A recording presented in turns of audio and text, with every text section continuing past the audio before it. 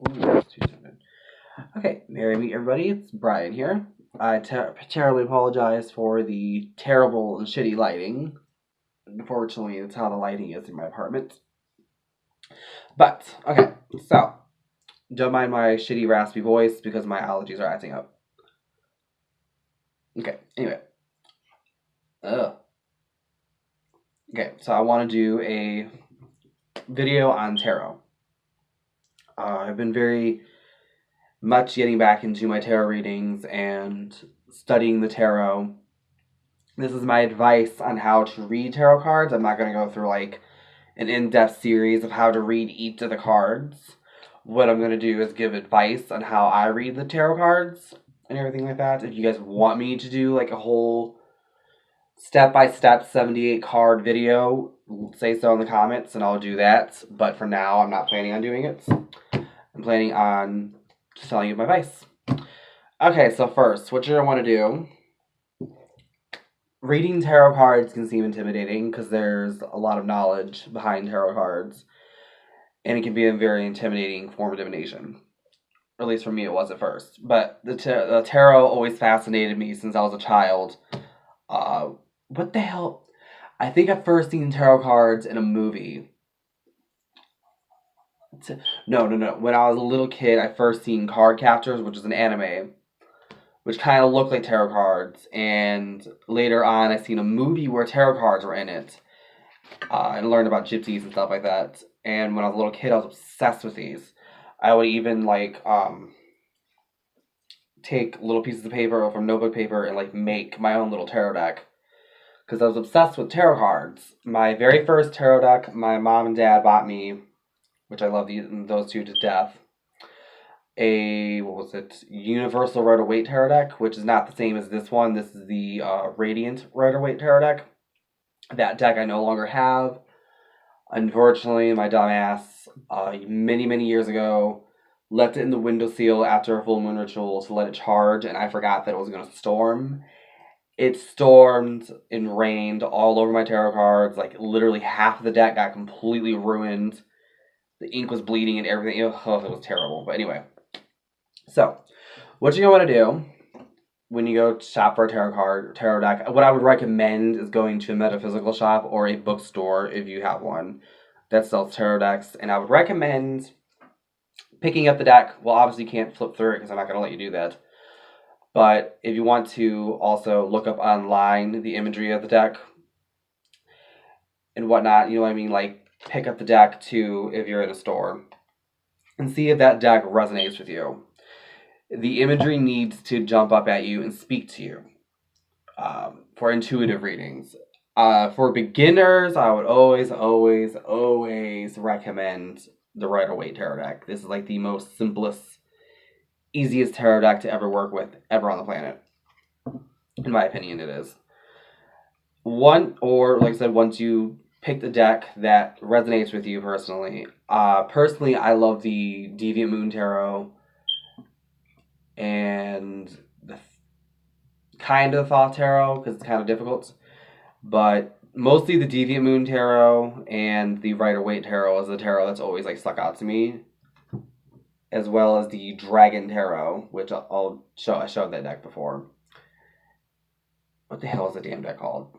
And the Illuminati Tarot, which were like some of my favorite decks on the planet. But anyway, don't pick up a book like this is Tarot Revealed: A Beginner's Guide by Paul Fenton Smith. This is just backup research I'm doing. Don't pick up a book. Fuck getting a book. Do not get a book. The little white booklet, fucking throw that away. Don't use that. What I want you to do is instead grab pen and paper, or a pen and a notebook, like a little cheap spiral notebook. This process may take, I don't know how long, maybe an hour or 2 hours, depending on how long you do it for each card.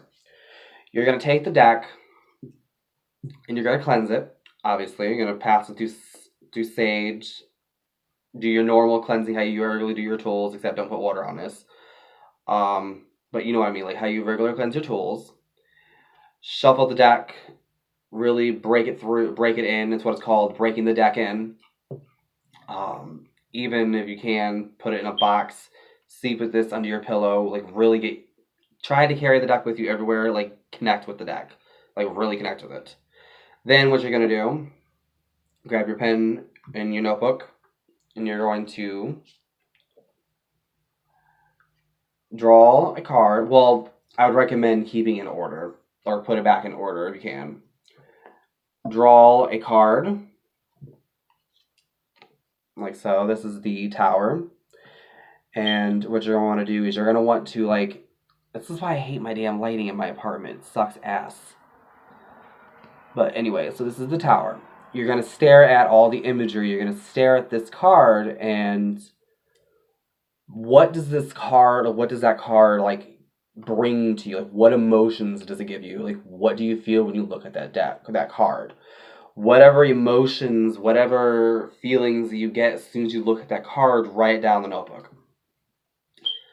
I'm just going to give an example. Like the Tower. The Tower, to me, obviously, destruction, chaos. It represents a dramatic change, a dramatic, sudden change, or the destruction of something old to bring something new, which is also the meaning of the Death card, too.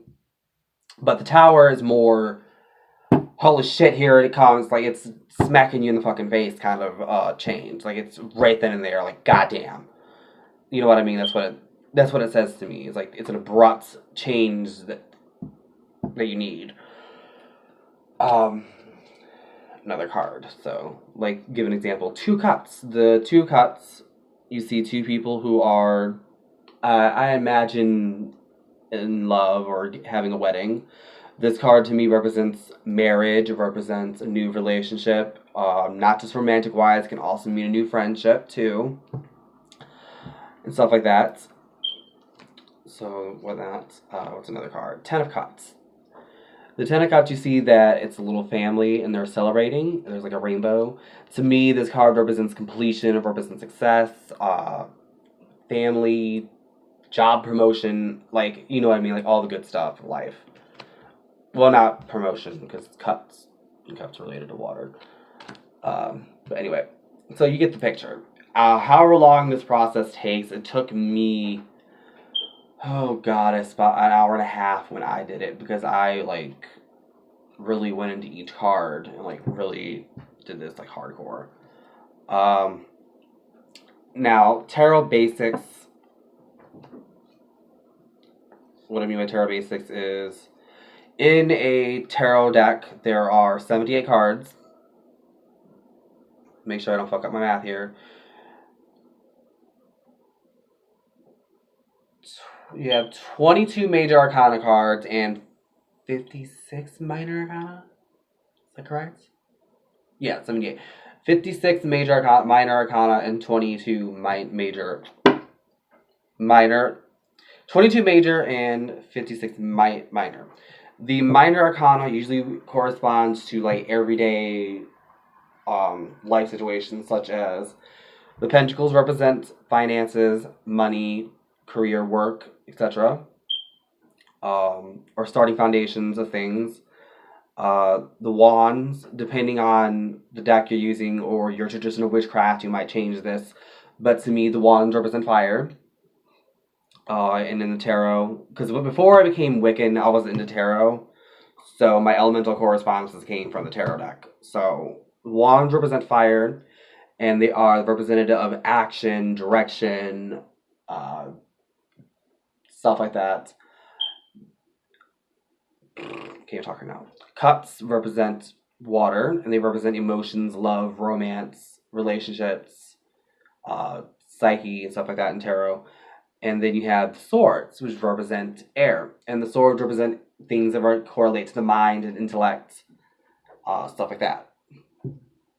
And all that good stuff. Then you also have cards in the deck that are called court cards. Court cards are, let me show you, like this. You have the Queen of Wands. There's a page, depending on the tarot deck, some tarot decks are different. There's usually a page in the deck for each suit, which are the Pentacles, Wands, Swords, Air, etc. You have a page, Knights, Queen, and a King.